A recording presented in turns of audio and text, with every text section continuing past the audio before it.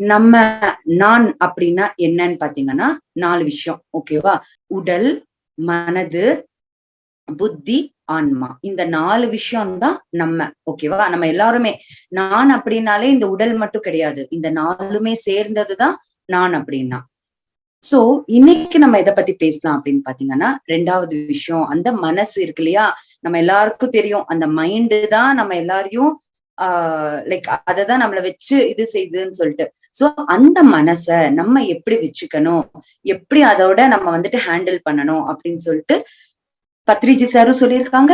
அவரோட வெவ்வேறு மாஸ்டர்ஸ் சொன்னத நம்ம இன்னைக்கு வந்து டிஸ்கஸ் பண்ணிக்கலாம் மாஸ்டர்ஸ். ஒரு ரகசியமே என்ன அப்படின்னு பாத்தீங்கன்னா, நம்மளோட மனசையும், நம்மளோட புத்தி இந்த 2த்தையுமே ஒருநிலைப்படுத்தணும். அப்படின்னா ஒரே இடத்துல வச்சிருக்கணும்.